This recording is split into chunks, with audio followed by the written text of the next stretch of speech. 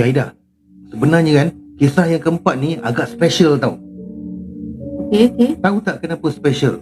Apa yang istimewanya tu? Sebab Bro Fai menceritakan kisah ni kan, orangnya ada di sini. Oh ya.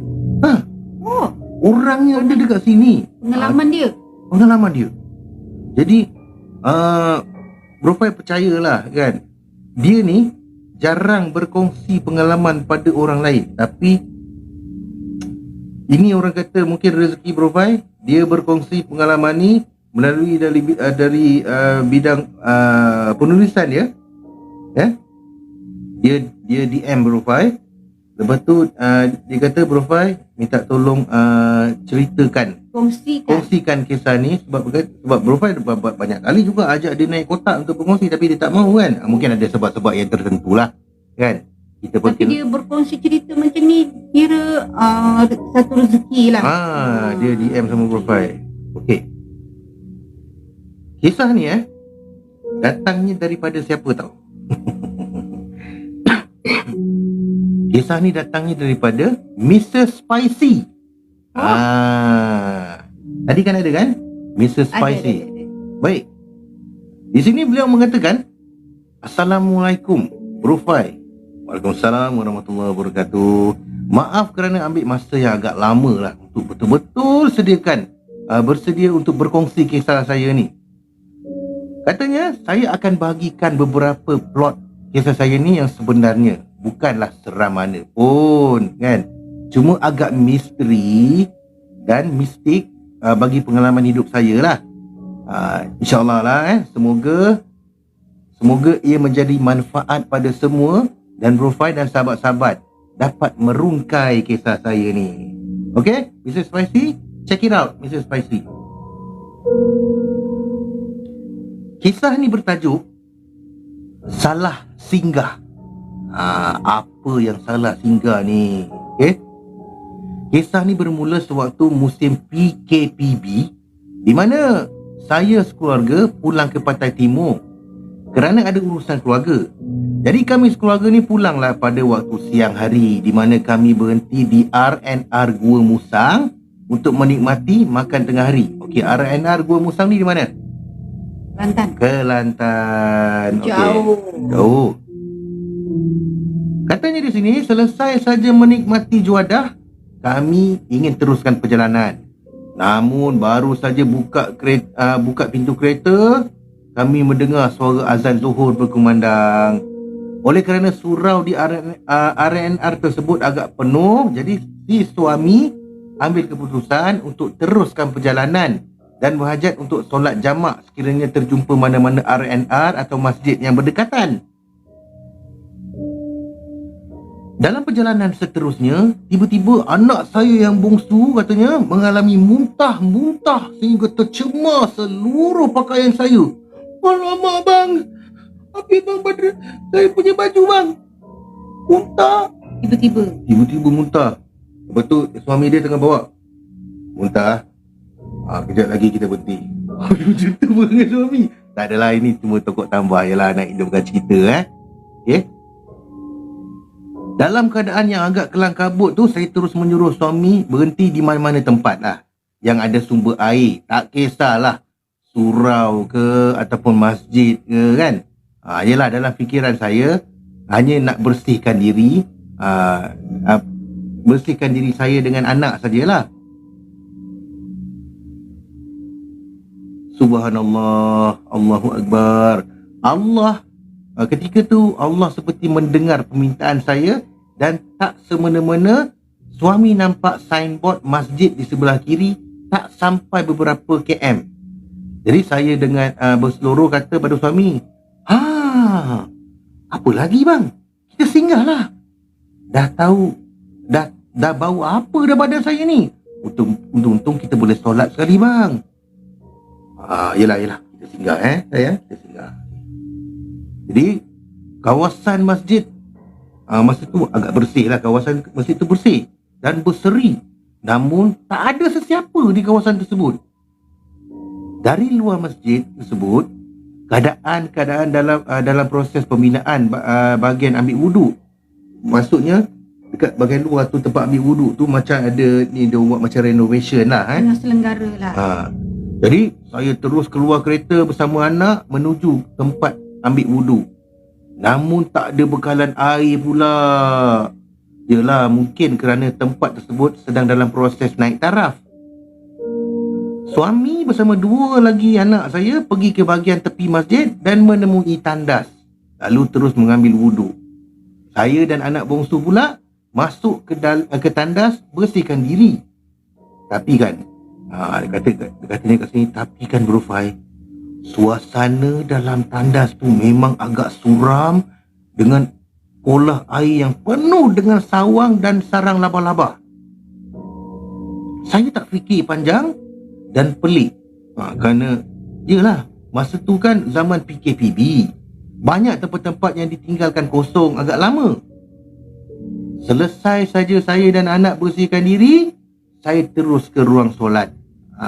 Melangkah saja kaki ke ruang solat, saya lihat suasana yang agak suram dengan agak berkabus. Suami dengan anak sulung saya tengah berjemaah pada masa tu. Saya ni tercari-cari di mana anak perempuan saya. Rupa-rupanya dia tak turun dari kereta. Jadi saya pun datang menghampiri anak perempuan saya yang berusia 8 tahun tu. Kakak, kenapa tak turun solat dengan ayah? Anak saya dengan muka yang agak berkerut menjawab, kakak takut dah Bu, dalam tu ada keranda seram. Dia kata ada keranda seram kan. Jadi saya pun terus masuk dan periksa keberadaan keranda tersebut. Bro Fai tahu tak, keranda tersebut diperbuat daripada relung rotan seperti keranda zaman dulu. Dan kain keranda tersebut tak bertutup, hanya dibiarkan separuh terbuka. Masa tu seram juga, tapi niat kita singgah untuk beribadah kan. Kata apa ni lah, Mr. Spicy. Suami saya selesai solat, saya minta dia jaga ada anak, sementara giliran saya pula nak solat. Selesai menunaikan solat, kami pun bersiap-siap untuk teruskan perjalanan. Namun anak bongsu saya tak mau pulang. Tak nak pulang pula. Kenapa dia tak nak pulang? Kerana dia nampak seronok bermain di pekarangan masjid tersebut. Seolah-olah kan Aida, sahabat-sahabat, dia tengah bermain dengan seseorang. Saya pun pujuk-pujuk lah kan. Adik, kenapa tak nak balik? Adik kawan. Adik kawan. Macam tu. Dia jumpa kawan baru. Jadi saya pujuk dan akhirnya anak sedia tinggalkan masjid tersebut. Suami saya ni berniat untuk sedekahkan sedikit wang lah pada masjid tersebut. Namun tak jumpa tabung masjid. Dia pun agak pelik lah. Selalu tiap masjid ada tabung. Ada tabung kan sayang? Mungkin sebab PKP ni orang takut sediakan tabung kerana khawatir kena curi. Ya. Ada logik juga. Maaf ya. Jadi sebelum kami beredar, saya sekali lagi kembali ke tandas melepaskan hajat. Sempat lagi tu. Selesai saja keluar dari tandas, saya ternampak seorang lelaki menaiki motosikal melalui depan pagar kawasan masjid tu.